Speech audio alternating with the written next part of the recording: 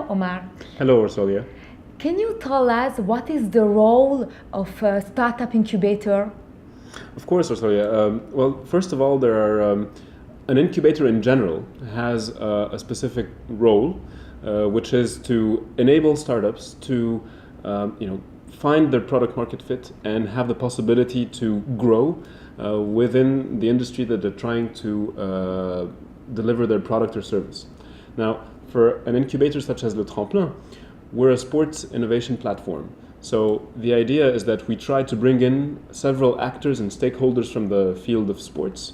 So the first one would be institutional partners such as the City of Paris, the Ministry of Sports, the INSEP, which brings in and creates the next athletes of France.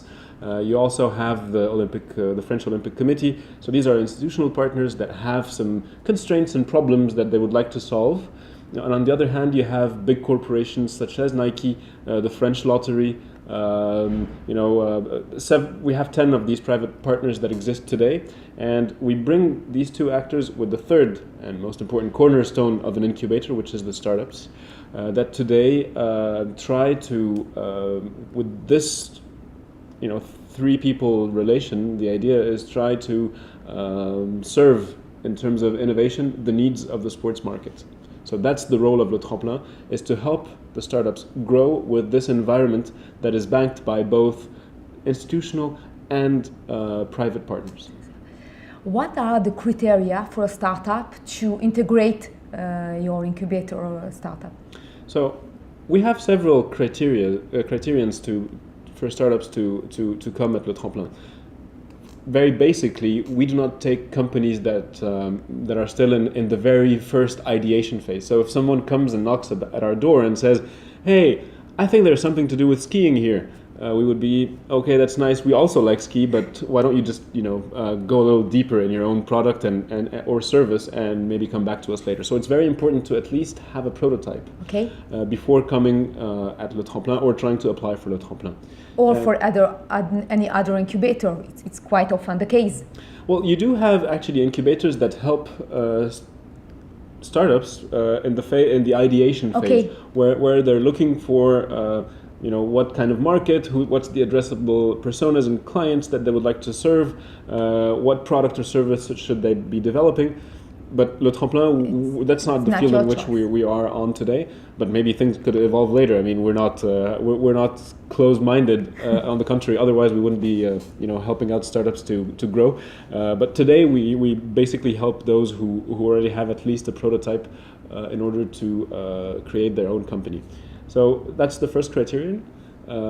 Second of all is we have to have at least a visibility of economic viability. This is very important for us. So if a company does have a wonderful idea, but the business model isn't there, well, I mean, they can't live on subsidies forever. They can't live on love and water is nice, but that's not sufficient to make a company work and bring in employees. Of course, it goes without saying the company has to address the sports market on several levels. I mean, today we address from enhancing fan experience all the way to improving the performance of athletes. The company could be in any field or any industry, but it has to be linked to sports. So it could be in fintech, it could be in IoT, it could be in an app, a website, whatever, you name it, but it has to be linked to sports. And the most important aspect on a human side is we prefer highly companies where there is at least two people. I mean, a minimum of two co-founders, because when you're all alone and creating your own company, you either go insane or you really succeed, which is actually the case of one of the interviews that you had with Pierre Paquin for Airfit. So I mean, he's the exception that proves the law. And so, what process startups should go through to integrate Tremplin? So basically, what we try to do is make sure that we read all of the applications correctly. So the process is a little bit long today, but we open our call for application in December. Okay. And it closes at the end of January. After that, we have we go through all of the applications. So last year we had 130 applicants, so that was a lot of people. We went through these different applications, and after that, in February, we told the shortlisted ones that they could go to pitch their ideas in front of us at Le Tremplin. Okay. So there is an oral part of the selection process, and after that, we select the startups that enter in May. So usually, what we do is we work in cohorts. That take place end of December until for entering in May. That's a pretty long process, but that's necessary to really seriously study all the applications. Exactly. That's normal. Precisely. And so, what are for you the major innovation axes in the sport industry and sport-related industry? There are several, actually. Surprisingly, there are a lot, and I'll just give you a glimpse of what I've seen in the past 2 years here at Le Tremplin. One very important aspect is of course enhancing fan experiences in France, because there is, I mean, in many sports you do realize that the stadiums are sometimes empty, and that's why we have several companies actually here that work on that, and they're doing pretty well, and they actually collaborate together. So you have a company like BFan that enables clubs to have the possibility to directly create their own app, their fan engagement app, that is interfaced with 4 other companies here at Le Tremplin. You have Vogo that enables you to connect your smartphone directly to the different cameras to review the highlights or such a try or a three-pointer or whatever. So you have that app as well, and you have IPA that enables you to transform your iPhone into a pixel within all of the people sitting in the stadium. Wow. And you would have your phone that would you could do shows and light shows, etc. And there's also one that is for those who don't want to queue during the halftime or during the game, so that they don't miss any action.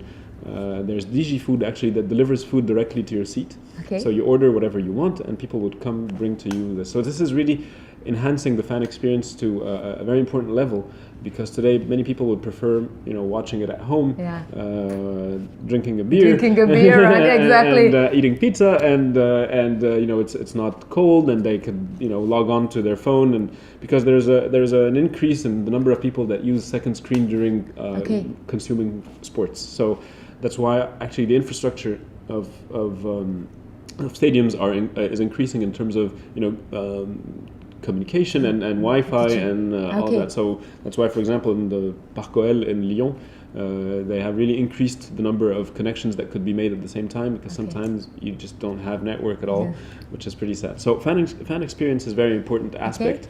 There is, of course, the fact of playing sports during work hours, because the efficiency of your employees increases when you have employees that are fit and in good shape, etc. So sports is very important for that. In France, actually, there is the Social Security has been enabling doctors to prescribe sports hours for people and for specific diseases. But at least this is a field that is a bit untapped, because doctors couldn't easily prescribe medicine. Which sport? Okay. Exactly. This needs an expertise, and this expertise comes from different people. Okay. But there is a huge market that is growing in that part to help people to help doctors decide and find the adequate program for that. So, for example, we have companies such as Physics or Train Me that are working on that, which is a very important aspect. And there is, of course, another field, which is the gamification, because regular Joes like you and me would like to do some sports. We're not professional athletes, but we enjoy going for a run or for a swim, etc. The gamification aspect is very important, and this is something that is really has proven to be working pretty well, and there is a lot of need for that. So companies such as Running Heroes here, for example, where the more you run, the more points you earn to purchase items. You have Gymlib that enables you to have the utter freedom to do sports wherever you want without going to take your yearly subscription at the gym next door, because usually you go to the gym the day you have to pay the subscription, but the rest of the year you don't, and the summer is coming and you have to look fit because you're going to go on the beach, etc. So Gymlib understood that part, and they're working on it.